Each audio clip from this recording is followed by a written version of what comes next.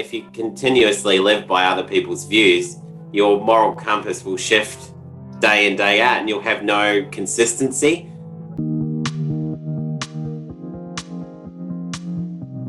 The second topic is, how would a Stoic respond to moral blindness?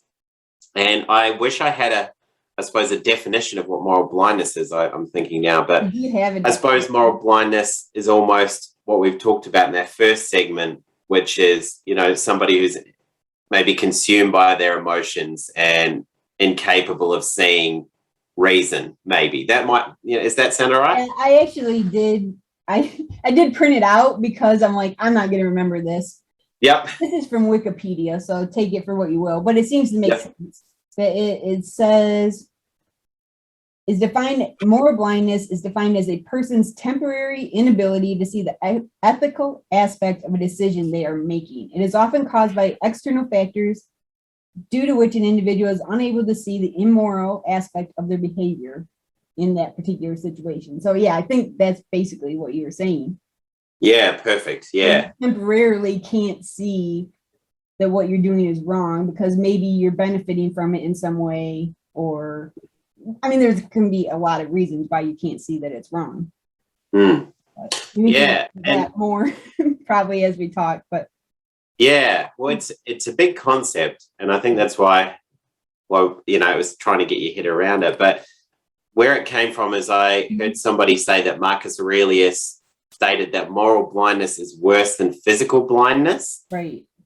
And I think it was almost because, a physically blind person can still be moral. Yeah, true. Whereas a morally blind person is, as you say, it's almost like temporary insanity or just an inability to understand how unethical they're being in that moment. So I get that. And I'd say, thinking about what's happening right now with COVID-19 and stuff, as I see a lot of what I'd term as moral blindness. Okay. We've had a lot of lockdowns here in Australia, and a lot of people have protested against them, which for me just confuses me, because I'm like, well, I get that, being in lockdown would be difficult, but I'm like, you're forgetting about, this is probably going to extend the lockdown. This is going to cause more cases of COVID. True. What about all the other people that are trying to do the right thing, and now you're setting the cause back even further? And the same for anti-vaxxers, being like, no, I'm not going to, just based on your thoughts, you're not thinking beyond yourself. You're just thinking, well, I'm not going to get vaccinated because I don't believe in that. But it's like, but what about the others around you, and how it could affect them? So, yeah, I think this pandemic has certainly showed a lot of moral blindness. And maybe moral blindness is triggered sometimes by people's fear, I think 100% it is. Yeah. You go inward and you start to think about yourself and what's important to you, and you forget about, the people around you. So, and I imagine you've seen examples of that in America as well. Well, of course. Both of those things. But I was thinking about this. So I was reading the show notes yesterday, and I just really got thinking about this and trying to wrap my brain around it. And I was trying to think, well, when I started thinking about it, I should say, I started to realize how many times we are morally blind in a day. Like we all are. And I think, and right after I read the notes, I happened to be driving through this downtown area that's close to where we live, and happens to be a corner where there are a lot of panhandlers, which I don't know, is that a term you're familiar with? Or no, it's not. It's basically people who are on the side of the road and they have a sign about, trying to get money from people. Oh, okay. They have the sign like, I'm homeless, whatever you can give me would help. Yep. They're collecting change and money from people. Yep. And in that really, right after I'm sitting here reading about moral blindness, I'm like, I never stop and give them anything. Now, the popular opinion is that you shouldn't, because in the long run, that's not good for them. You should, if you want to help them, you should donate to a food bank, or you should donate to a homeless shelter. Yeah. I don't do that either.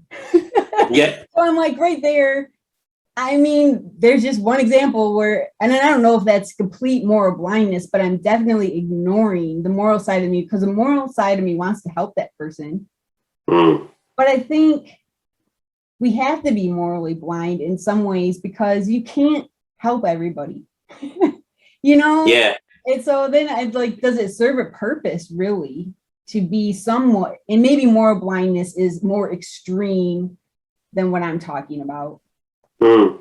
Mm. You know what I mean? I think maybe he meant that as more extreme than this, but I think so. Yeah. you see what I mean? It's like there's so many things that we ignore every day. Yeah. But if you didn't Well, ignore them, you would go insane. yeah. You know? Well, For that's, real. and I think we've talked about that on another show. I can't remember which one, but you know, you have to pick what your cause is, you know, what, because Right. as you say, there's so many different causes. You could donate to the food banks or the homeless shelters, but then, you know, there's climate change and Yeah. all these different causes. So I guess in a way, it's like, what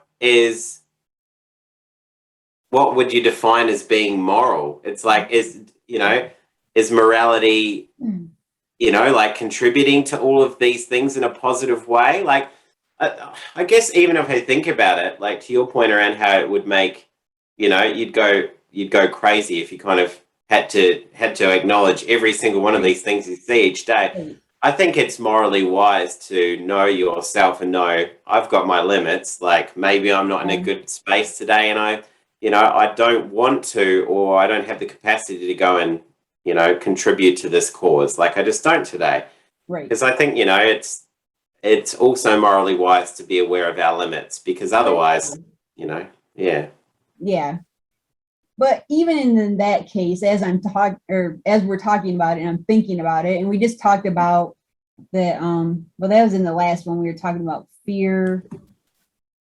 Oh, that fear helped us add to our negative thinking. Yeah.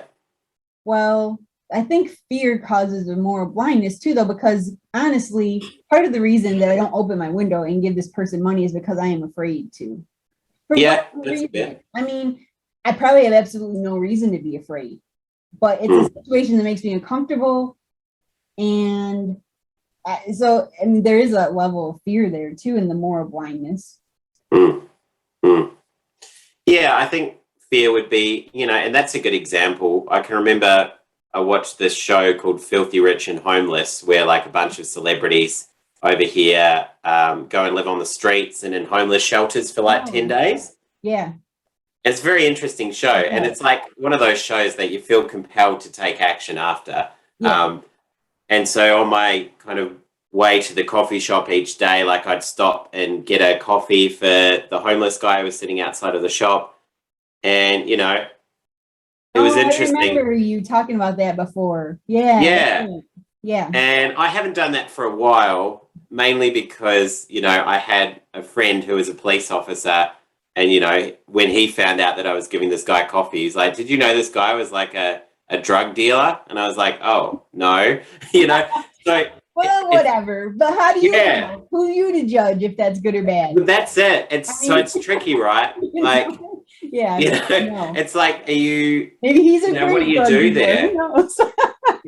Like, it's a tricky one. It's like, here's a human being suffering. To give them a coffee is not fueling whatever addiction they might have, if that's what they have.